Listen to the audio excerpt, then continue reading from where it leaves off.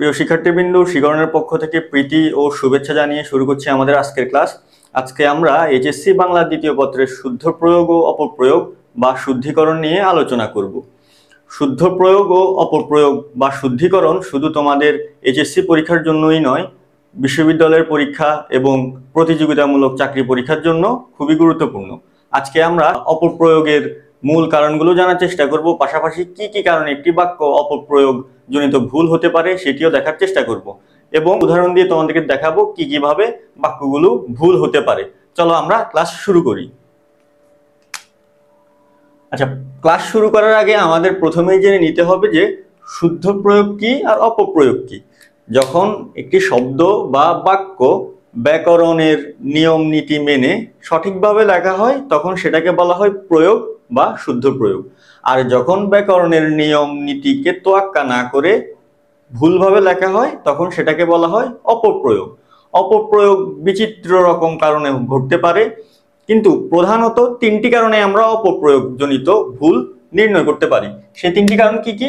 উচ্চারণ জনিত ভুল, শব্দ গঠন জনিত অজ্ঞতা আর অর্থগত বিভ্রান্তি। উচ্চারণ জনিত ভুল কিভাবে হতে পারে? আঞ্চলিকতার দোষে দুষ্ট হয়ে উচ্চারণ জনিত কারণে শব্দের বানান ভুল হতে পারে, প্রয়োগটা ভুল হতে পারে। যেমন অনেকে এই ভুলটা করে থাকে। আমরা শব্দটা লেখার চেষ্টা করি, জনৈক। জনৈক শব্দটা এটা গঠিত হচ্ছে জন যোগ এক, জনৈক মানে একজন, কিন্তু বেশিরভাগ মানুষ বা অধিকাংশ লোককে আমি দেখেছি এই শব্দটা উচ্চারণ করছেন এভাবে, জৈনিক। অর্থাৎ দেখা গেল কি উচ্চারণ জনিত কারণে বা শব্দটি ভুল হয়ে গেল। তারপর শব্দ গঠন জনিত অজ্ঞতা। অনেক সময় আমরা কি করি, শব্দটি বিশেষণে রয়েছে, শব্দটিকে আমরা বিশেষে নেব, অর্থাৎ অ্যাডজেক্টিভ থেকে আমরা সেটিকে নাউনে নেব বা কখনো প্রত্যয় যোগ করব, কখনো হচ্ছে সমাস সিদ্ধ করে শব্দটি গঠন করব, কিন্তু ওটা করতে গিয়ে আমরা ভুল করে ফেলি। একটি কমন উদাহরণ দিই আমি, সেটি হচ্ছে যে দারিদ্র। এই শব্দটা, দারিদ্র শব্দটি ঠিক যে দরিদ্র, দরিদ্র হচ্ছে অ্যাডজেক্টিভ, দরিদ্রের নাউন ফর্ম হচ্ছে দারিদ্র। নাউনটা কি? নাউনটা হচ্ছে নাম, আর অ্যাডজেক্টিভটা হচ্ছে গুণ, দোষ, গুণ, অবস্থা। এই দরিদ্র ব্যক্তির অবস্থার নামটা হচ্ছে দারিদ্র বা দরিদ্রতা, কিন্তু অনেকে ভুল করে এখানে দারিদ্রের সাথে আবার তা দিয়ে হচ্ছে ভুল করে ফেলে। তো এভাবে হচ্ছে বাক্যটি ভুল হতে পারে বা শব্দটি ভুল হতে পারে। এবার অর্থগত বিভ্রান্তির বিষয়টা আমরা একটু দেখি।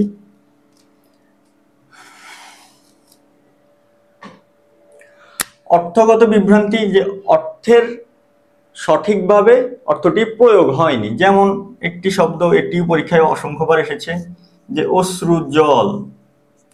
অশ্রু শব্দের অর্থ হচ্ছে চোখের জল,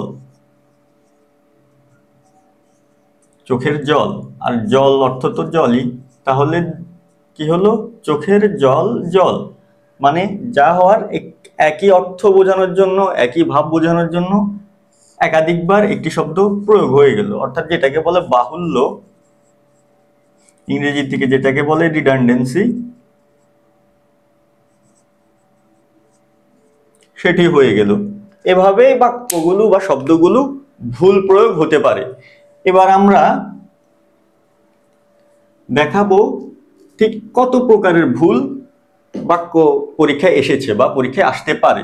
এখানে আমরা 11টি প্রকার দেখিয়েছি, যে বেশিরভাগ ক্ষেত্রে এই প্রকারগুলোই পরীক্ষায় আসে। আরো নানা কারণে বাক্য ভুল হতে পারে, কিন্তু সবচেয়ে বেশি আসে এই প্রকারের বাক্যগুলো যেখানে ভুলগুলো হয়ে থাকে। শব্দ আমরা কি কি লিখেছি? 1 নম্বরে শব্দের বাহুল্যজনিত অপপ্রয়োগ, এটা তো দেখালাম একটু আগে। বহু বচনের দ্বিত্বজনিত ভুল, তা বা ত প্রত্যয়ের অপপ্রয়োগ, যথার্থ শব্দ ব্যবহার না করায় ভুল, প্রবাদ প্রবচনের ভুল। তারপর বিশেষণের ভুল প্রয়োগ, সর্বনামের ভুল প্রয়োগ, লিঙ্গজনিত ভুল, সাধু চলিত মিশ্রণ, এটাকে গুরুচণ্ডালী দোষ বলা হয়। সাহিত্য কর্মের নাম এবং সাহিত্যিকের নামের বানানো ভুল করে অনেকে, সে কারণে বাক্য ভুল হতে পারে বা অর্থ ভুল হতে পারে। বহুল প্রচলিত তবে ভুল, এটা হচ্ছে একটা এক্সেপশনাল, এটা আমরা সবার শেষে আলোচনা করব। আমাদের আলোচনার সুবিধার্থে আজকের ক্লাসটি আমরা দুটি পর্বে ভাগ করব। সেই দুটি পর্বের প্রথম পর্বে আমরা প্রথম 5টি প্রকার নিয়ে আলোচনা করব, যে এই 5 প্রকারের ভুলগুলো কিভাবে হয় পরীক্ষায়, সেটি কিভাবে এসেছে। সেটি নিয়ে আমরা আলোচনা করব। মূল আলোচনায় প্রবেশ করার আগে আমরা আরো কিছু জিনিস চট করে জেনে নিতে হবে। সেটি হচ্ছে যে বাহুল্য জিনিসটা কি। আমি একটু আগে অল্প একটু বলেছি, আবার বলবো, বহুবচনটা কি। এই দুটো জিনিস আমাদের আগে জেনে নিতে হবে। পাশাপাশি আমরা বিশেষ্য বা বিশেষণ কি, বিশেষণ থেকে কিভাবে বিশেষ্য নিতে হয় সেটাও একটু জেনে নেব। আসো আমরা একটু দেখি। বাহুল্যকে আমি একটু আগে বলেছি, ইংরেজিতে বলা হচ্ছে রিডান্ডেন্সি। রিডান্ডেন্সি। এই বাহুল্যটা বাহুল্য কিভাবে হতে পারে? বাহুল্য হতে পারে যখন একই অর্থবোধক বিষয়ের জন্য দুবার একটা বিষয়ের অবতারণা করা, একটা শব্দের অবতারণা করা হয়, তখন সেটি বাহুল্য হতে পারে। যেমন আমি বলতে পারি যে আপনি পুনরায় আবার আসবেন। এই বাক্যটি ভুল। দেখো আমি বললাম কি, লিখলাম আপনি পুনরায় আবার আসবেন। দেখো এখানে পুনরায় শব্দটার অর্থ কি? ইংরেজিতে করো, পুনরায় অর্থ হচ্ছে অ্যাগেইন। আবার এখানে আবার অর্থ হতো অ্যাগেইন। তার মানে দেখা গেল আমি একই অর্থবাচক শব্দ দুবার লিখলাম। এই যে দুবার লেখার ফলে কি হলো? বেশিবার লেখা হয়ে গেল। বেশি মানে বহুলবার লেখা হয়ে গেল। তার মানে বাহুল্য দোষে এই বাক্যটা আমার ভুল হয়ে গেল। তাহলে আমাকে এটা শুদ্ধ করতে হলে কি লিখতে হবে? লিখতে হবে আপনি পুনরায় আসবেন, কিংবা আপনি আবার আসবেন, যে কোনো একটা লিখতে হবে। এই যে এভাবে বাহুল্যটা হয়ে থাকে। একটু আগেও আমরা একটি উদাহরণ দেখিয়েছিলাম যে অশ্রু জল। এই যে অশ্রু জল, অশ্রু মানে চোখের জল, জল মানে জল, তার মানে হচ্ছে এটাও দুবার মানে বাহুল্য হয়ে গেল, এটাও ভুল হয়ে গেল। এভাবে বাহুল্য দোষটা হয়ে থাকে। আশা করি বাহুল্যটা কিভাবে হয় এবং বাহুল্য থেকে কিভাবে আমরা সঠিকভাবে করতে পারবো সেটা তোমরা বুঝেছো। আমরা যখন উদাহরণগুলো দেব তখন তোমরা আরো স্পষ্টভাবে বিষয়গুলো বুঝতে পারবে। এবার আমরা বহুবচন কাকে বলে সেটি একটু শেখার চেষ্টা করি। বচনটা কি আমরা এখন বচনটা জেনে নেব।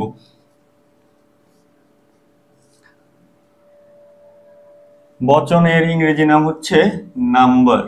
ওই যে আমরা সিঙ্গুলার নাম্বার আর প্লুরাল নাম্বার পড়েছি না, সেরকম সিঙ্গুলার অ্যান্ড প্লুরাল। এই প্লুরালকে বাংলায় বলা হচ্ছে বহুবচন। আমি একটা উদাহরণ দিচ্ছি। বহুবচনটা কিরকম? মনে করো পাখিগুলো বা পাখিগুলি, পাখিগুলি উড়ে গেল। আবার যদি লিখি পাখিটি,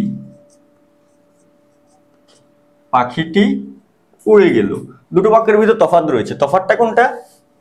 দুঃখিত, পাখিটি উড়ে গেল। এই বাক্যের টি শব্দাংশটি হচ্ছে একটিকে বোঝাচ্ছে, অর্থাৎ সিঙ্গুলার। এখানে হচ্ছে সিঙ্গুলার। পাখিটি দ্বারা একটিকে বোঝাচ্ছে, অর্থাৎ এখানে সিঙ্গুলার। আর পাখিগুলি, এই গুলি শব্দাংশ অনেকগুলোকে বোঝাচ্ছে, অর্থাৎ এখানে হচ্ছে প্লুরাল। যখন একের অধিক বোঝাবে তখন সেটি হবে প্লুরাল, আর যখন একটিকে বোঝাবে তখন সেটি হবে সিঙ্গুলার। এখন একটি বাক্যে যখন প্লুরাল বোঝানোর জন্য একই অর্থে একাধিকবার প্লুরাল বাচক শব্দ ব্যবহার করা হয় বা বহুবচন এর চিহ্ন ব্যবহার করা হয়, তখন সে বাক্যটি ভুল হয়ে যায়। আমরা আগে বহুবচনের চিহ্নগুলো দেখে নেব। বহুবচনের চিহ্ন কোনগুলো?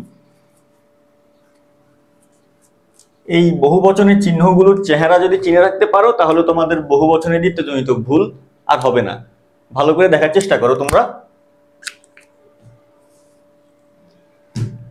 বহুবচনের চিহ্ন কোনগুলো?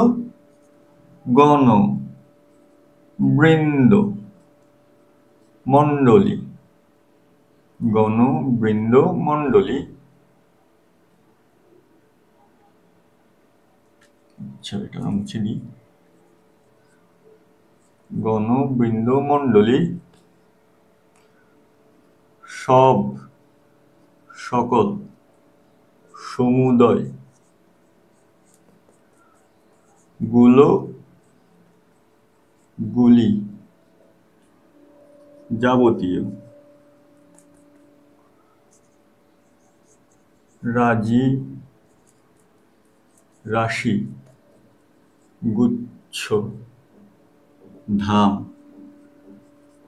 ইত্যাদি। আরো অনেকগুলো রয়েছে, তবে গুরুত্বপূর্ণ যেগুলো সেগুলোই আমরা এখানে লেখার চেষ্টা করেছি। দেখো এখন শিক্ষকগণ, শিক্ষকবৃন্দ, শিক্ষক মন্ডলী, সব পাখি বলতে তাহলে প্লুরাল, মানে প্লুরাল বাচক একটা চিহ্ন, সব পাখি, সকল মানুষ, সমুদয় পক্ষী কিংবা মানুষগুলো, পাখিগুলি, যাবতীয় প্রাণী, রাজি, তারকারাজি, রাশি, পুষ্পরাশি, তারপরে গুচ্ছ, গল্পগুচ্ছ, অনেকগুলো গল্প নিয়ে গল্পগুচ্ছ হয়। তারপর ধাম, কেশধাম, অনেকগুলো কেশ মানে হচ্ছে চুল, যখন অনেকগুলো চুলের সমষ্টিকে বোঝায় তখন বলা হয় কেশধাম। আশা করি তোমরা বহু বচনের চিহ্নগুলো বুঝতে পেরেছো। এখন বহু বচনের চিহ্ন রয়েছে, একবারই যে অর্থ প্রকাশ করা যায়, কিন্তু সেই অর্থ প্রকাশের জন্য যখন দুবার বহু বচনের চিহ্নগুলো ব্যবহার করা হয় তখন সেটি বহু বচনের দ্বিত্বজনিত ভুল হয়। দেখানোর চেষ্টা করছি আমরা সেটি। মনে করো সব পাখিগুলো নীড় বাঁধে না। নীড় বাঁধে না মানে কি? নীড় মানে হচ্ছে বাসা বানায় না, পাখির বাসা বানায় না আর কি। যেমন হচ্ছে আমরা জানি যে কোকিল বাসা বানায় না, কোকিল কাকের বাসায় ডিম পেড়ে নিজের বাচ্চা উৎপাদন করে। এই যে দেখো আমি বহু বচনের চিহ্ন এবার এখানে ব্যবহার করলাম সব, আবার এখানে ব্যবহার করলাম গুলো, একই অর্থ প্রকাশের জন্য আমি দুবার ব্যবহার করে ফেললাম। তার মানে হচ্ছে আমার একটা ভুল হয়ে গেছে। এটা শুদ্ধ করতে হবে কিভাবে বা সঠিক করতে হবে? সব পাখি নীড় বাঁধে না, লিখতে হবে সব পাখি নীড় বাঁধে না।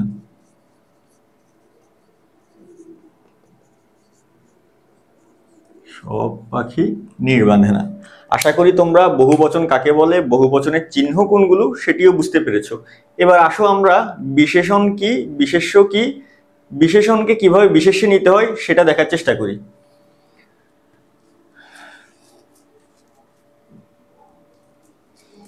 বিশেষণের ইংরেজি নাম হচ্ছে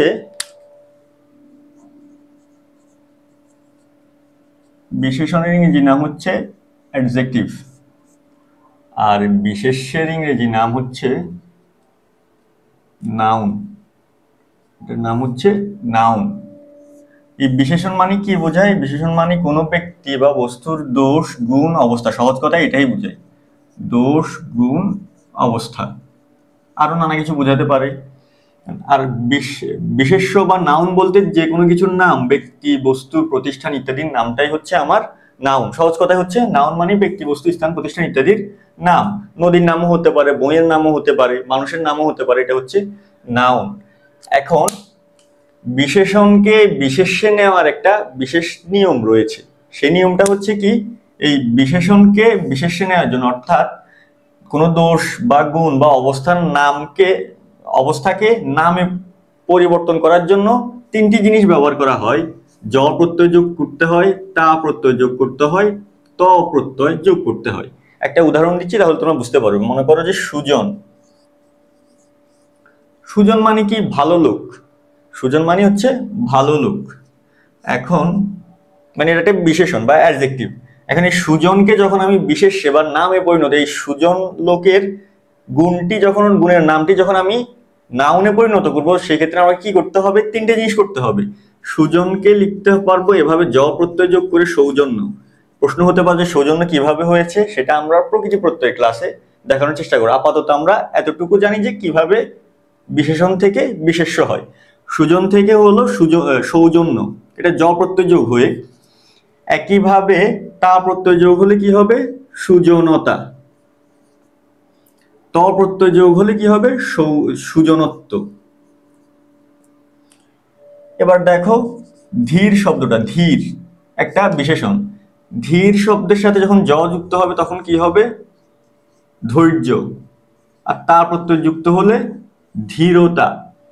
তারপর মনে করো কৃপণ, ওই ব্যক্তিটার অবস্থা বোঝাচ্ছে যে কৃপণ, কৃপণের যখন জ প্রত্যয় যোগ হবে তখন হবে কার্পণ্য, নাম হয়ে গেল কার্পণ্য বা কৃপণতা।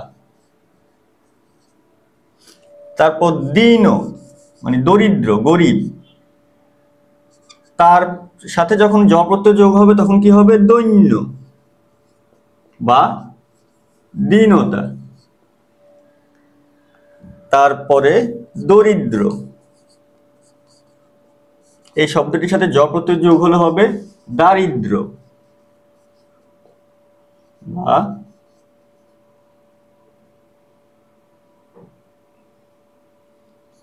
দরিদ্রতা। এখন দেখো, সুজনকে আমরা করেছি সৌজন্য, সুজনতা, সুজনত্ব। এখানে 3টা দিয়ে দেখালাম, এখানে 2টো দিয়ে, বাকিগুলোতে 2টো করে দেখালাম। ধৈর্য, ধীরতা, কার্পণ্য, কৃপণতা। দীনকে করলাম দৈন্য, দীনতা। দরিদ্রকে করলাম দারিদ্র, দরিদ্রতা।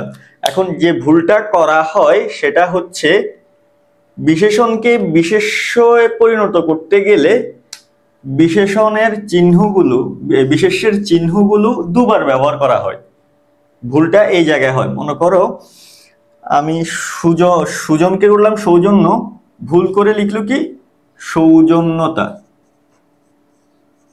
দেখো, একবার আমি অলরেডি জ প্রত্যয় যোগ করে আমি বিশেষ্য করেছি, অলরেডি করেছি একবার। আবার যদি তা প্রত্যয় যোগ করি তাহলে তো 2বার হয়ে গেল। একবার আমাকে যে কোনো একবার করতে হবে, 2বার যোগ করা যাবে না। বিশেষ্যের চিহ্নগুলো 2বার যোগ করা যাবে না, একবার যোগ করতে হবে। তো লিখতে হবে কি? হয় লিখতে হবে সৌজন্য, না হলে সুজনতা বা সুজনত্ব। কিন্তু আমি যদি একের অধিক বিশেষ্যের চিহ্ন এখানে ব্যবহার করি তাহলে আমার এটা ভুল হয়ে যাবে।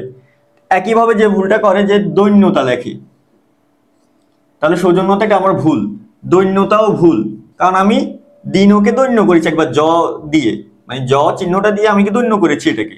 আবার যদি দৈন্যের পর জয়ের পর আবার তা লাগাই, তার মানে হচ্ছে 2বার, তো ভুল হয়ে গেল। একটা লাগাতে হবে, হয় দীনতা লিখতে হবে না হলে দৈন্য লিখতে হবে। একইভাবে দরিদ্রকে আমি দারিদ্র লিখতে পারবো বা দরিদ্রতা লিখতে পারবো, দারিদ্রতা লিখতে পারবো না। আমি দারিদ্রতা লিখতে পারবো না, ভুল হয়ে যাবে, কারণ এখানে একবার জ, এখানে একবার তা, যে কোনো একটা লিখতে হবে, হয় দরিদ্রতা লিখতে হবে না হলে দারিদ্র লিখতে হবে। তাহলে বোঝা গেল যে আমার বিশেষণকে বিশেষ্যে পরিণত করতে হলে যে 3টি চিহ্ন বা শব্দাংশ আমাকে জুড়ে দিতে হবে, সেই 3টি যে কোনো একটি ব্যবহার করতে হবে। একই সাথে 2টি ব্যবহার করা যাবে না। এই 2টি ব্যবহার করার কারণে অনেক সময় ভুল হয়ে থাকে, এবং এই রকম উদাহরণগুলো আমরা দেখানোর চেষ্টা করব। অসংখ্যবার এই ভুলটা, এই ভুলের উদাহরণ আমাদের পরীক্ষায় এসেছে, আমরা দেখানোর চেষ্টা করবো সেটা। এখন আমরা আমাদের মূল যে আলোচনা, মূল যে উদাহরণ বা দৃষ্টান্তে আমরা চলে যাব। আমরা প্রথমে শব্দের বাহুল্যজনিত যে অপপ্রয়োগ, সেই অপপ্রয়োগ থেকে 10টি দৃষ্টান্ত দেখাবো যে কিভাবে পরীক্ষায় এসেছে, কিভাবে ভুল হয়। আসো আমরা শুরু করি। তো দেখো, এখানে আমরা 10টি বাক্য লিখেছি। এখান থেকে আমরা বাক্যের যে বাহুল্যজনিত অপপ্রয়োগটা ঘটে সেটি দেখানোর চেষ্টা করব। দেখো, প্রথম বাক্যটি, তাকে আমরা অশ্রু জলে বিদায় জানালাম। দেখো, এটা আমরা ক্লাসের শুরুতে প্রথমে বলেছি অশ্রু জল শব্দটার ভুল কোথায়। অশ্রু শব্দের অর্থ চোখের জল, আবার জল, তার মানে হচ্ছে একই অর্থবোধকতার জন্য 2বার ব্যবহার হলো। তো তার মানে আমাকে একটাই লিখতে হবে যে তাকে আমরা অশ্রুতে বিদায় জানালাম বা তাকে আমরা চোখের জলে বিদায় জানালাম। তো আমরা একটা লেখার চেষ্টা করি, লিখবো যে তাকে আমরা অশ্রুতে বিদায় জানালাম। কি লিখবো? অশ্রুতে বা চোখের জলে, বা চোখের জলে বিদায় জানালাম। তাহলে এটা ঠিক হবে, আশা করি বুঝতে পেরেছো। এবার যে বাক্যটি দেখো, লিখেছি কি, বৃক্ষটি সমূল সহ উৎপাটিত হয়েছে, মানে মূল সহ সে আপরুটেড হয়েছে। উৎপাটিত হওয়া, আপরুটেড হওয়া মানে মূল সহ মাটি নিয়ে একেবারে ধসে পড়া। তো স শব্দটা যখন, স উপসর্গটা যখন যুক্ত হয়েছে শব্দে, এই স এর অর্থ হচ্ছে সহ। মনে করো আমি বললাম যে সঠিক, এটার অর্থ হচ্ছে ঠিক সহ বর্তমান। এই স এর অর্থটাই হচ্ছে সহ। ঠিক এখানেও সমূল মানে হচ্ছে মূল সহ। সমূল কথাটার অর্থ হচ্ছে মূল সহ। আমি কি বললাম?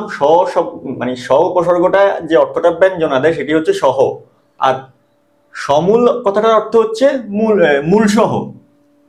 সমূল কথাটার অর্থ হচ্ছে মূল সহ। এখন সমূলে যেটা প্রকাশ করছে সেটা হচ্ছে মূল সহ। আবার যদি আমি সহ লিখি তাহলে মূল সহ সহ দুবার হয়ে গেল না একই একই কথা। তো তার মানে এখানে আমার বাহুল্যজনিত ভুল হলো। আমাকে লিখতে হবে দুটো জিনিস লিখতে হবে। কি কি লিখতে হবে? আমাকে লিখতে হবে যে বৃক্ষটি সমূলে উৎপাটিত হয়েছে। সমূলে, সমূলে লিখলেও ঠিক বা মূল সহ লিখলেও লিখতে পারো। মূল সহ উৎপাটিত হয়েছে। এবার আমরা তৃতীয় উদাহরণটি দেখব। এখানে কি বলেছে? আজকের অনুষ্ঠানে আপনাদের সুস্বাগত। এটা দেখো, স্বাগত শব্দটা দেখো একটু। স্বাগত শব্দটার গঠন হচ্ছে এভাবে, সুযোগ আগত। সন্ধির নিয়মে যখন এই দুটো একসাথে হবে, রস্য উকারের পর আ থাকলে এখানে একটা ব বসে যায়, তো ফলে সে অনুযায়ী হয়েছে স্বাগত, মানে সুযোগ আগত। এখন যদি আমি আগে আবার আরেকটা সু লাগাই, তার মানে কি হলো? সুআগত। ওই যে আবার দুবার হয়ে গেল। দুবার হওয়া যাবে না। আমরা বারবার বলছি যে দুবার হওয়া যাবে না, একই অর্থ বোঝানোর জন্য দুইবার ব্যবহার করা যাবে না কোনো চিহ্ন বা কোনো শব্দ।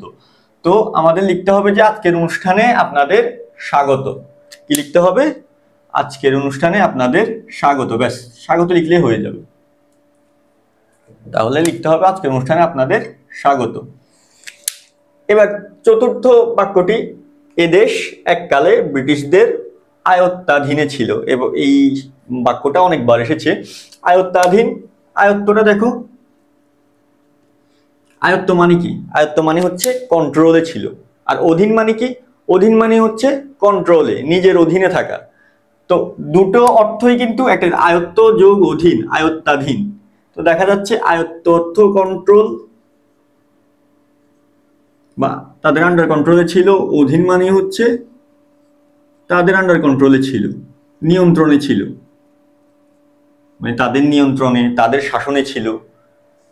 তো একই অর্থের জন্য আমি ব্যবহার করলাম দুটো শব্দ, একটা ব্যবহার করলাম আয়ত্ত, একটা ব্যবহার করলাম অধীন। হবে না, একটা লিখতে হবে। কি লিখতে হবে? যে এদেশ এককালে ব্রিটিশদের অধীনে ছিল বা এদেশ এককালে ব্রিটিশদের আয়ত্তে ছিল, যে কোনো একটা লিখতে হবে। তাহলে আমাকে লিখতে হবে এদেশ এককালে ব্রিটিশদের আয়ত্তে ছিল, ব্রিটিশদের আয়ত্তে ছিল বা ব্রিটিশদের অধীনে ছিল। এটা হবে না, ব্রিটিশদের আয়ত্তে ছিল বা অধীনে ছিল। আচ্ছা, পঞ্চম যে বাক্যটি, পঞ্চম বাক্যে বলা হয়েছে আকণ্ঠ পর্যন্ত ভোজনে স্বাস্থ্যহানি ঘটে। আচ্ছা, আকণ্ঠ শব্দটা দেখো, এই আ উপসর্গটি যুক্ত হয়ে কণ্ঠ শব্দটার সাথে যখন আ উপসর্গটা যুক্ত হয়, আ উপসর্গটা পর্যন্ত অর্থে ব্যবহার করা হয়। যেমন আপাদ মস্তক মানে পা থেকে মাথা পর্যন্ত, আমূল মানে মূল পর্যন্ত, আদিগন্ত দিগন্ত পর্যন্ত। দেখা গেল কি আ উপসর্গটা বেশিরভাগ ক্ষেত্রে ব্যবহৃত হচ্ছে পর্যন্ত অর্থে। তো আকণ্ঠ মানে তাহলে কি দাঁড়ালো? কণ্ঠ পর্যন্ত। আকণ্ঠ মানে হচ্ছে কণ্ঠ পর্যন্ত, কণ্ঠ পর্যন্ত।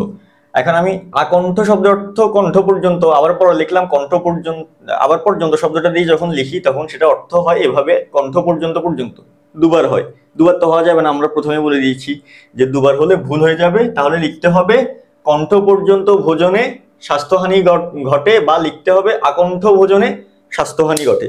তাহলে কি লিখতে হবে? কণ্ঠ ভোজনে, আকণ্ঠ ভোজনে স্বাস্থ্যহানি ঘটে, আকণ্ঠ ভোজনে স্বাস্থ্যহানি ঘটে। আকণ্ঠ ভোজনটা কি? মানে কোন একটা দাওয়াতে তোমাকে দাওয়াত দিয়েছে, দাওয়াত দেওয়ার পর তুমি কবজি ডুবিয়ে খেলে, খাওয়ার পর তোমার খাওয়াটা কণ্ঠ পর্যন্ত চলে এসেছে, মানে এত খেলে, এত বেশি খেলে পেটে খাওয়াটা কণ্ঠ পর্যন্ত চলে এসেছে। এই ভোজনটাকে মানে পেট পুরে খাওয়াটাকে হচ্ছে আকণ্ঠ ভোজন বলা হয়, অতিরিক্ত খাওয়া আর কি। তারপর আমি ঘটনাটি চাক্ষুষ প্রত্যক্ষ করেছি।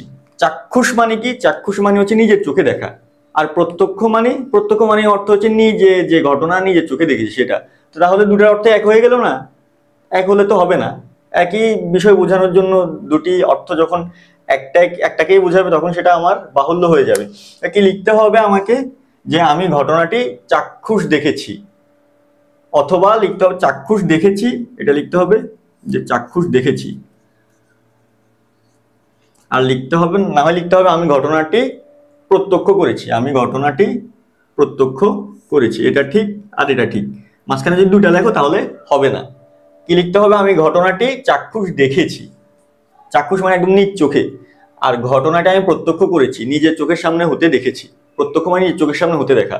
তো তাহলে লিখতে হবে আমি ঘটনাটি চাক্ষুষ দেখেছি অথবা আমি ঘটনাটি প্রত্যক্ষ করেছি। এবার 7 নম্বর যে বাক্যটা, সেখানে লিখলো কি অন্নাভাবে ঘরে ঘরে হাহাকার, প্রতি ঘরে ঘরে হাহাকার। অন্নাভাব মানে কি? অন্ন মানে হচ্ছে ভাত, আর অন্নাভাব মানে হচ্ছে ভাতের অভাব। অন্ন যোগ অভাব মানে হচ্ছে ভাতের অভাব। ভাতের অভাবে প্রতি ঘরে ঘরে হাহাকার। কি লিখলো? প্রতি ঘরে ঘরে হাহাকার। কিন্তু এই প্রতি দ্বারা হচ্ছে অল বুঝায়, মানে সব, আর ঘরে ঘরে দ্বারা হচ্ছে প্রত্যেকটা ঘর বুঝায়। প্রত্যেকটা ঘর মানে সব ঘর। তাহলে দেখো, একই অর্থ বোঝানোর জন্য দুটি আলাদা আলাদা শব্দ যখন ব্যবহারের হলো, তখন তাহলে আবার কি হলো? বাহুল্য হয়ে গেল। আর বাহুল্য হলেই কি হবে? ভুল হবে। তাহলে লিখতে হবে অন্নাভাবে প্রতি ঘরে হাহাকার। লিখতে হবে কি? অন্নাভাবে প্রতি ঘরে হাহাকার। অন্নাভাবে প্রতি ঘরে, প্রতি ঘরে লিখতে হবে, না হলে লিখতে হবে ঘরে ঘরে, না হলে লিখতে হবে ঘরে ঘরে। এটা লেখা যাবে না। তাহলে লিখতে হবে অন্নাভাবে প্রতি ঘরে হাহাকার। অন্নাভাবে প্রতি ঘরে হাহাকার, বা লিখতে হবে ঘরে ঘরে হাহাকার। আচ্ছা, এবার আসো, পরীক্ষা চলাকালীন সময়ে বাইরে যাওয়া যাবে না। চলাকালীন, দুঃখিত, পরীক্ষা চলাকালীন সময়ে বাইরে যাওয়া যাবে না। দেখো, চলাকালীন, কাল, কাল দ্বারা কি বোঝায়? টাইম বোঝায়। আর সময়, এটাও টাইম। তাহলে একই অর্থ বোঝাতে দুটো শব্দ ব্যবহার করা হলো, যার ফলে কি হলো? বাহুল্য। তো এটা আমাদের ভুল হয়ে গেল। বাক্যটি সঠিক করতে হবে কিভাবে? পরীক্ষা চলাকালীন বাইরে যাওয়া যাবে না, বা পরীক্ষা চলার সময়, পরীক্ষা চলার সময় বাইরে যাওয়া যাবে না। কাল শব্দটা আর সময় শব্দটা একসাথে লেখা যাবে না। লিখতে হবে পরীক্ষা চলাকালীন বাইরে যাওয়া যাবে না, অথবা লিখতে হবে পরীক্ষা চলার সময় বাইরে যাওয়া যাবে না। আমরা এটাই লিখি যে পরীক্ষা চলাকালীন বাইরে যাওয়া যাবে না। পাশাপাশি এটাও লিখতে পারি চলার সময়, চলার সময় বাইরে যাওয়া যাবে না। আচ্ছা, নবম যে বাক্যটা আমরা কি লিখেছি? যে আপনি পুনরায় আবার আসবেন। এটা ক্লাসের প্রথমেই আমরা সম্ভবত উদাহরণটা দিয়েছিলাম, যে পুনরায় হচ্ছে অ্যাগেইন, আবার আবার হচ্ছে অ্যাগেইন। তাহলে একই হয়ে গেল অর্থটা। যে কোনো একটা লিখলেই চলতো, আমি লিখলাম দুটা, তাহলে দুটা লেখা যাবে না, একটা লিখতে হবে। লিখতে হবে আপনি পুনরায় আসবেন বা আপনি আবার আসবেন। যে কোনো একটা লিখতে হবে। লিখতে হবে আপনি পুনরায় আসবেন বা আপনি আবার আসবেন। পুনরায় আবার আসবেন এটা লেখা যাবে না।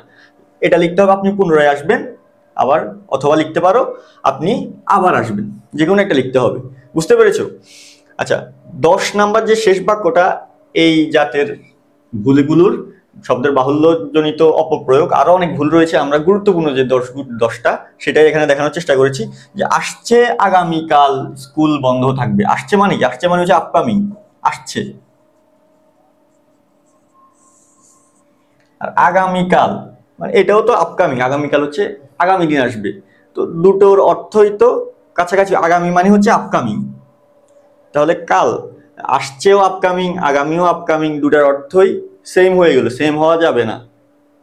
মানে দুটার অর্থ যখন সেম হবে, একই বিষয় বোঝানোর জন্য যখন দুটো জিনিস তুমি দুটো শব্দই ব্যবহার করবে, যেটা একটা শব্দ দিয়ে ব্যবহার করলে চলতো, তাহলে যদি তুমি সেটা করো, দুটি শব্দই ব্যবহার করো, তাহলে সেটা ভুল হবে। তাহলে লিখতে হবে আমাকে আসছে আগামীকাল স্কুল বন্ধ থাকবে। আসছে লেখার দরকার নেই, শুধু এটা লিখলেই চলবে যে আগামীকাল স্কুল বন্ধ থাকবে।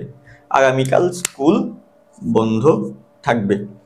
আচ্ছা, এই 10টি নিয়ম আশা করি তোমরা বুঝতে পেরেছো। এবার আমরা দ্বিতীয় যে ভুলগুলো হয় বহু বচনের দ্বিত্বজনিত ভুল, সেখান থেকে গুরুত্বপূর্ণ কয়েকটি দৃষ্টান্ত দেখানোর চেষ্টা করব। আচ্ছা, এখানে আমরা বহু বচনের দ্বিত্বজনিত ভুলের 5টি দৃষ্টান্ত দেখানোর চেষ্টা করব। তাহলে এখন আমরা শিখব বহু বচনের দ্বিত্বজনিত ভুল। আমরা ক্লাসের প্রথমেই দেখানোর চেষ্টা করেছি যে বহু বচন কোনগুলো, বহু বচনের চিহ্ন কোনগুলো। বহু বচনের চিহ্ন যখন একই অর্থ দুইবার ব্যবহার করা হবে, তার মানে এটা ভুল হয়েছে। দেখো, এখানে সকল বহু বচনের চিহ্ন আছে, ছাত্রগণ বহু বচনের চিহ্ন আছে, পাঠে মনোযোগী নয়। তার মানে যে কোনো একটা লিখতে হবে। সহজ, লিখবা সকল ছাত্র পাঠে মনোযোগী নয়, বা ছাত্রগণ পাঠে মনোযোগী নয়। যে কোনো একটা লিখবে। তাহলে লিখো যে সকল ছাত্র পাঠে মনোযোগী নয়। শেষ, খুব সহজ। দ্বিতীয়টা দেখো, সভায় অনেক সদস্যগণ এসেছিলেন। যে অনেক, অনেক তো প্লুরাল বাচক শব্দ, মানে অনেক মানে কি একাধিক, একজন হলে তো হচ্ছে সিঙ্গুলার, একের অধিক হলে হচ্ছে প্লুরাল। তার মানে হচ্ছে প্লুরাল আমি একবার দেখিয়ে দিলাম যে এটা প্লুরাল, অনেক সদস্য, আবার গণ লেখার দরকার নেই। তাহলে আমাকে লিখতে হবে সবাই অনেক সদস্য এসেছিলেন বা সবাই সদস্যগণ এসেছিলেন। হয় লিখতে হবে সবাই অনেক সদস্য এসেছিলেন, বা লিখতে হবে সভায় সদস্যগণ এসেছিলেন। যে কোনো একটা লিখতে হবে, দুটো একসাথে লেখা যাবে না। এবার দেখো, যাবতীয় প্রাণীবৃন্দ এই গ্রহের বাসিন্দা। আমরা বললাম কি যাবতীয় হচ্ছে প্লুরাল বাচক চিহ্ন বা বহুবচনের চিহ্ন, আবার বৃন্দ বহুবচনের চিহ্ন, দুটা হয়ে গেছে, যে কোনো একটা রাখতে হবে। কি রাখবা? যে যাবতীয় প্রাণী এই গ্রহের বাসিন্দা, এটা রাখলে তোমার উত্তরটা হয়ে যাচ্ছে। লিখবা যাবতীয় প্রাণী এই গ্রহের বাসিন্দা, তাহলে এটাও আমার ঠিক হয়ে গেল। এবার আসো, গ্রামগুলো সব বন্যায় প্লাবিত হয়েছে। গুলো বহুবচনের চিহ্ন, সবও বহুবচনের চিহ্ন, যে কোনো একটা রাখতে হবে।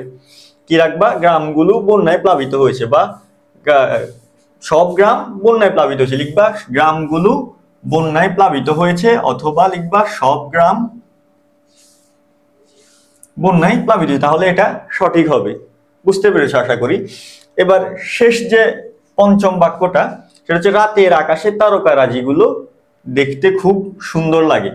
রাজি আমরা দেখিয়েছি যে রাজি হচ্ছে বহুবচনের একটি চিহ্ন। রাজি মানে অনেকগুলোকে বোঝায়, প্লুরাল বাচক একটি চিহ্ন এটি।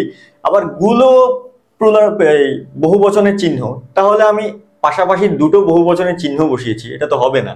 হয় লিখতে হবে রাতের আকাশে তারকাগুলো দেখতে খুব সুন্দর লাগে, বা লিখতে হবে রাতের আকাশে তারকারাজি দেখতে খুব সুন্দর লাগে। কি লিখতে হবে? রাতের আকাশে তারকারাজি দেখতে খুব সুন্দর লাগে, অথবা তারকাগুলো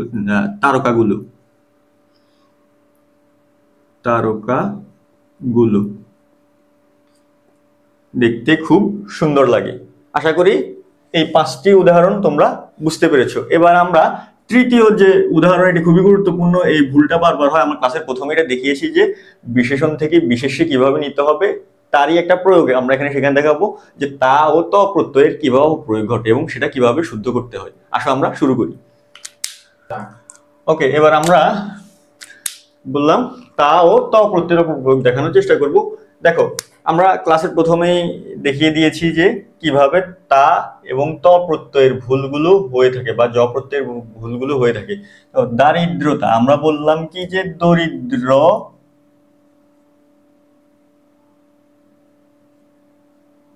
এই বিশেষণের বিশেষ্য রূপ হচ্ছে দারিদ্র বা দরিদ্রতা। দারিদ্র বা দরিদ্রতা। কিন্তু যদি এট এ টাইম তুমি দারিদ্র্যের পর একটা জ আছে এখানে, তারপর আবার যদি তা প্রত্যয় যোগ করো, তার মানে হচ্ছে ভুল হয়ে গেল। কি হয়ে গেল? ভুল হয়ে গেল। যে কোনো একটা লিখতে হবে, হয় দারিদ্র অথবা দরিদ্রতা।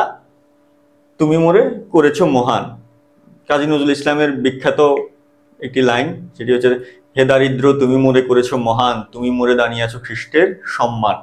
তো দারিদ্রতা হবে না, হবে যে দারিদ্র তুমি মোরে করেছো মহান। অথবা তুমি দরিদ্রতাও লিখতে পারো, তবে এট এ টাইম দারিদ্রতা লেখা যাবে না। দ্বিতীয় বাক্যটি দেখো, আবশ্যক ব্যয়ে কার্পণ্যতা অনুচিত। আমরা বললাম যে কৃপণ থেকে কৃপণের এটা হচ্ছে অ্যাডজেক্টিভ, এটা নাউন ফর্ম হচ্ছে, আমরা বললাম যে কার্পণ্য বা কৃপণতা। দেখো এখানে একটা তা প্রত্যয় যুক্ত হয়েছে, আর এখানে একটা জ প্রত্যয় যুক্ত হয়েছে, দুটো আলাদা আলাদা, একটাই যুক্ত হয়েছে। কিন্তু আমি যখন এখানে আবার জ এর পর আবার তা দিই, তার মানে হচ্ছে আমার এটা ভুল হয়ে গেল। যে কোনো একটা রাখতে হবে, হয় লিখতে হবে কার্পণ্য, নয় লিখতে হবে কৃপণতা। তাহলে আবশ্যক ব্যয়ে কার্পণ্য অনুচিত, বা আবশ্যক ব্যয়ে কৃপণতা অনুচিত। এবার দেখো দৈন্যতা, একই বিষয়, যে দিনও হবে, দিনের নাউন ফর্ম হচ্ছে দৈন্য বা দীনতা। একই সাথে দৈন্যতা জ এবং তা দুটো একসাথে লেখা যাবে না, হয় লিখতে হবে দৈন্য সবসময় ভালো নয় বা দীনতা সবসময় ভালো নয়। তাহলে আমাকে লিখতে হবে দৈন্য বা দীনতা, সবসময় ভালো নয়। তার সৌজন্যতায় মুগ্ধ হয়েছি। সুজন, সুজনের নাউন ফর্ম হচ্ছে সৌজন্য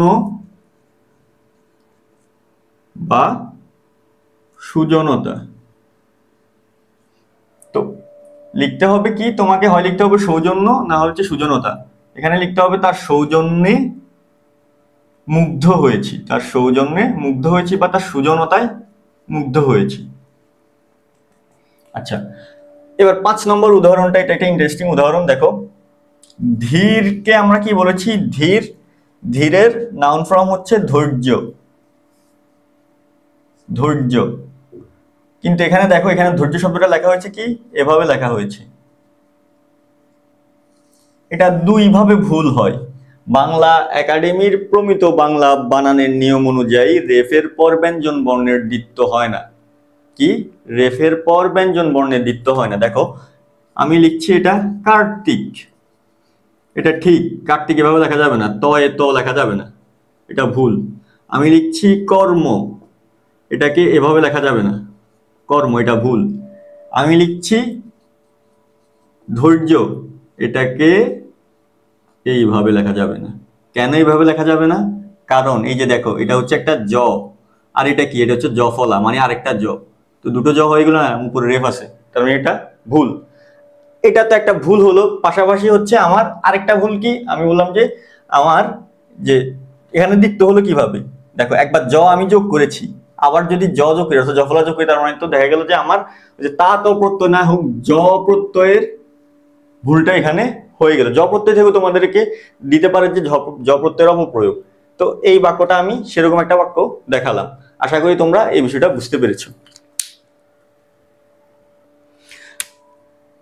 তাহলে এটা সঠিকটা কি হবে? এটা সঠিকটা হবে ধৈর্যের ফল মিষ্টি হয়, ধৈর্যের ফল, দুঃখিত, ধৈর্যের ফল ভালো হয়। এখানে জফলাটা হচ্ছে বাদ যাবে, লিখবা ধৈর্যের ফল ভালো হয়। এবার আমরা যথার্থ শব্দ ব্যবহার না করায় কিভাবে ভুল হতে পারে সেটার দৃষ্টান্ত দেখানোর চেষ্টা করব। আচ্ছা, আমরা এখানে আরো 5টি বাক্য লিখেছি, এগুলো হচ্ছে যথার্থ শব্দ ব্যবহার না করায় ভুল হয়েছে, এগুলো পরীক্ষায় আসে। দেখো, প্রথম বাক্যটি থেকে আমরা দেখার চেষ্টা করি। এখানে লিখেছে কি, আপনি সস্ত্রী আমন্ত্রিত। স শব্দটির অর্থ হচ্ছে নিজ। স্ত্রী কার হয়? স্ত্রী তো নিজেরই হয়, ওই লোক তো আর পর পুরুষের স্ত্রী নিয়ে যেতে পারবে না, নিজের স্ত্রী নিয়ে ওকে যেতে হবে। তাহলে বাক্যটিতে যেটা বোঝানোর চেষ্টা করেছিল সেটি হচ্ছে যে আপনি স্ত্রী সহ আমন্ত্রিত। স্ত্রী সহ আমন্ত্রিত এটা বোঝাতে গিয়ে সস্ত্রী লিখতে চেয়েছিল, লিখে ফেলেছে সস্ত্রীক। তাহলে এটার সঠিকটা হবে সস্ত্রীক, মানে স্ত্রী সহ। জাস্ট নিচের বটা বাদ দিলেই বাক্যটা সঠিক। তাহলে আপনি সস্ত্রীক আমন্ত্রিত, আপনি সস্ত্রীক আমন্ত্রিত, স্ত্রী সহ। আপনি, আমরা এর আগে দেখিয়েছিলাম যে স মানে হচ্ছে সহ, তার মানে স্ত্রী সহ আমন্ত্রিত। আর সস্ত্রীক, তাহলে এখানে ভুল প্রয়োগ, ওই লোক তো নিজের স্ত্রী নিয়ে যাবে, আরেকজনের স্ত্রী নিয়ে গেলে তো বাড়িতে গেলে নিজের স্ত্রী ঝামেলা করবে না। আচ্ছা, অন্যায়ের প্রতিফল দুর্নিবার্য, অন্যায়ের প্রতিফল দুর্নিবার্য। আচ্ছা, ফল আর প্রতিফলটা দেখো, অন্যায় করার পর সে মনে করো একটা ফল পেল, মনে করো সে একটা অন্যায় করার ফলে 100 কোটি টাকা পেল। আচ্ছা, 100 কোটি, এটা হচ্ছে সেটার ফল। প্রতিফলটা কি? তার বিপরীত আরেকটা ফল, প্রতিফল। সে এক সময় যে 100 কোটি টাকা দুর্নীতি করার ফলে সে রিভিল হয়ে গেল যে এটা সে দুর্নীতি করেছে, ফলে তার হলো 14 বছরের কারাদণ্ড। এটা হচ্ছে প্রতিফল। প্রথমে ফল হয়, তারপর প্রতিফল হয়। বাক্যটিকে বোঝানোর চেষ্টা করেছিল যে অন্যায়ের প্রতিফল কোনো মতে এড়ানো যায় না, যে কোনো না যে কোনো ভাবে হোক অন্যায়ের প্রতিফল পেতেই হবে। তো অন্যায়ের প্রতিফল পেতেই হবে, এটার জন্য কি লিখলো যে অন্যায়ের প্রতিফল দুর্নিবার্য। দুর্নিবার্য শব্দের অর্থ কি? যে অনেক কষ্টে যেটা নিবারণ করা যায়। কিন্তু বাক্যটিতে তো আমরা বুঝাতে চেয়েছি বা বোঝানোর চেষ্টা করেছি যে অন্যায়ের প্রতিফল কোনোভাবে এড়ানো যায় না, পেতেই হবে, পেতেই হবে অন্যায়ের প্রতিফল। কিন্তু সেটা বুঝাতে গিয়ে দুর্নিবার্য শব্দটা ব্যবহার করাতে ভুল হয়ে গেল। ব্যবহার করতে হবে অনিবার্য। অনিবার্য মানে যেটা কোনো মতে এড়ানো যায় না, নিবারণ করা যায় না। তাহলে লিখতে হবে কি, অন্যায়ের প্রতিফল অনিবার্য। অন্যায়ের প্রতিফল অনিবার্য, তাহলে এটা সঠিক হবে। আশা করি তোমরা বুঝতে পেরেছো। এবার যে তৃতীয় বাক্যটি, যে তিনি মামলায় সাক্ষী দেবেন, ছোট্ট একটু ভুল হয়েছে অর্থগত। সেটা হচ্ছে, দেখো, সাক্ষী মানে কি? সাক্ষী মানে যিনি কোনো একটা ঘটনা প্রত্যক্ষভাবে দেখেছেন তাকে বলা হয় হচ্ছে সাক্ষী। আর সাক্ষ্য কি? তিনি যা দেখেছেন তিনি এজহারে বা হচ্ছে এজলাসে যেটা হচ্ছে বর্ণনা করেন সেটা হচ্ছে সাক্ষ্য। তাহলে তিনি বর্ণনায় যে দেখেছে তাকে দিবেন, নাকি যা দেখেছেন তা বর্ণনা করবেন? কি মামলায় তিনি হচ্ছে যা দেখেছেন সেটাই তো বর্ণনা করবেন, অর্থাৎ সাক্ষ্য দেবেন। কিন্তু এখানে লেখা হলো কি সাক্ষী দেবেন, ভুল হয়ে গেল। লিখতে হবে তিনি এ মামলায় সাক্ষ্য দেবেন, এ মামলায় সাক্ষ্য দেবেন, তবে এটি ঠিক হবে। পরের বাক্যটি, সে করিমের বই মাত্রেও সহোদর। সহোদর মানে কি? সহোদর একই উদরে জন্মজাত।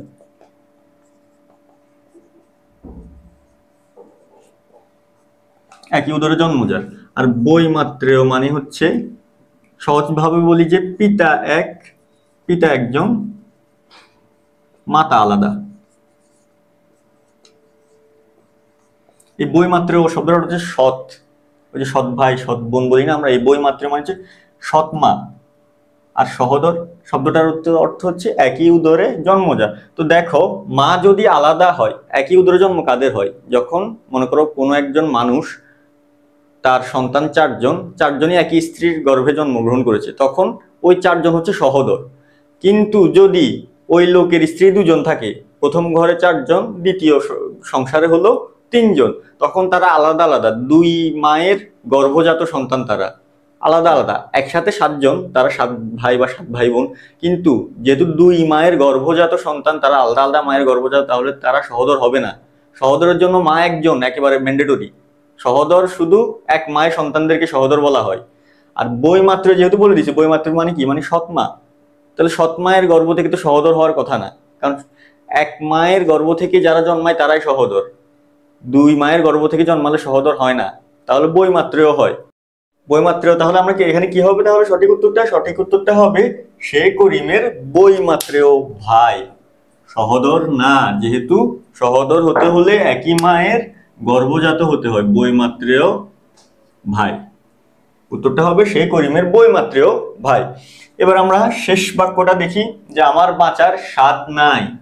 এই স্বাদ শব্দের ইংরেজি অর্থ হচ্ছে টেস্ট, মানে ওর বাঁচার টেস্ট নাই। বাক্যটা তো মিলল না। বাক্যটাতে বোঝানোর চেষ্টা করেছে যে ওর বাঁচার কোনো খায়েশ নাই, ইচ্ছা নাই, সেই অর্থে বাক্যটা লেখার চেষ্টা করেছে, কিন্তু শব্দটা ভুল করেছে, লিখেছে স্বাদ, টেস্ট লিখেছে। এটা হবে না, হবে স্বাদ। স্বাদ মানে হচ্ছে ইচ্ছা, আর এই টেস্ট মানে হচ্ছে মুখরুচি, মানে মুখের রুচি। তাহলে মানে জিহ্বার রুচি, তো সেটা নাই, তো বাক্যটা মিললো না। যে আমার বাঁচার জিহ্বার স্বাদ নাই, বললো না যে জিহ্বার রুচি নেই, হতে হবে যে আমার বাঁচার স্বাদ নাই, ইচ্ছা নাই। জীবনানন্দের বিখ্যাত একটা কবিতার লাইন, সেখানে স্বাদ শব্দটি রয়েছে, যে তোমরা যেখানে স্বাদ চলে যাও আমি এই বাংলার পাড়ে রয়ে যাব। তো স্বাদ শব্দের অর্থ হচ্ছে ইচ্ছা। আর এই বাক্যটি সঠিক হবে এভাবে, যে আমার বাঁচার স্বাদ নাই, আমার বাঁচার স্বাদ নাই। আশা করছি এই 5টি উদাহরণের মাধ্যমে তোমরা যথার্থ শব্দ ব্যবহার না করা কিভাবে বাক্যটি ভুল হতে পারে সেটিও তোমরা শিখে ফেলেছো। এখন আমরা প্রবাদ প্রবচনের ভুল প্রয়োগে কিভাবে বাক্য অশুদ্ধ হতে পারে সেটি জানার চেষ্টা করব। আচ্ছা, এখানে আমরা প্রবাদ প্রবচনের ভুল প্রয়োগটা দেখাবো। এবার আমরা এখানে 7টি বাক্য লিখেছি, এগুলা বিভিন্ন পরীক্ষায় নানাভাবে এসেছে, একটু এদিক সেদিক করে এসেছে। দেখো, প্রবাদ প্রবচনের ক্ষেত্রে যে বিষয়টা মাথায় রাখতে হবে, প্রবাদ প্রবচন যেভাবে আছে সেভাবেই লিখতে হবে, এগুলো বিকৃতি করা যাবে না নিজের। দ্বিতীয় বাক্যটি দেখো, যেটা তোমরা এখন দেখছো আর কি, সেটা হচ্ছে চোখে হলুদ ফুল দেখছি। হলুদ ফুল না, এই বাক্যটা সঠিকটা হবে চোখে সর্ষে ফুল দেখা। সামনে পরীক্ষা, এই সর্ষে ফুল দেখা মানে হচ্ছে কি, যে দিশেহারা, কিং কর্তব্য বিমূঢ়, কি করবে না করবে ভেবে পায় না, সেই অর্থে চোখে সর্ষে ফুল দেখা বলা হয়। কিন্তু সর্ষে ফুলের রং যে হলুদ, সেই হলুদটাকে নিয়ে এখানে লেখা হলো চোখে হলুদ ফুল দেখছি, আসলে অর্থটা ঠিক হলো না।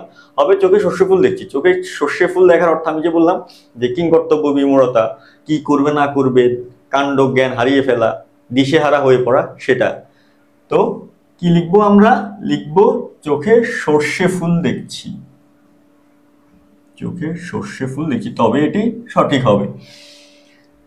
তৃতীয় যে বাক্যটি সেটি হচ্ছে সারা জীবন ভূতের মজুরি খেটে মরলাম। এখানে এই অংশটা ভুল, এই অংশটা ভুল। ভূতের মজুরি না, ভূতের বেগার। বেগার শব্দের অর্থ কি? মানে যে খাটুনি খাটার পর হচ্ছে অর্থমূল্য পাওয়া যায় না, পারিশ্রমিক পাওয়া যায় না, শুধু শুধু খাটা, মানে অকাজে খাটা, সে খাটাটাকে হচ্ছে মানে ভূতের বেগার বলা হয়। মানে সেখানে কোনো হচ্ছে মজুরি পাওয়া যায় না, সেই অর্থে বলা হয় যে ভূতের বেগার খেটে মরলাম। ভূতের মজুরি নেই, এটা হবে ভূতের বেগার খেটে মরলাম। বেগার, ভূতের বেগার খেটে মরলাম। চতুর্থ বাক্যটি, এটা তোমরা সবাই পারো, দেখলেই বুঝে যাও যে কারো বৈশাখ মাস কারো সর্বনাশ। শুধু এই জায়গায় ভুল হয়েছে, বৈশাখ মাস না, কারো পৌষ মাস কারো সর্বনাশ। কারো পৌষ মাস কারো সর্বনাশ। কারো পৌষ মাস কারো সর্বনাশ। এটাও এভাবে তোমরা সঠিক করে দিতে পারো। এবার পঞ্চম যে বাক্যটা, হাটে কলস ভাঙা হলো। হাটে কলস ভাঙা না, বাক্যটি হবে হাটে হাঁড়ি ভাঙা।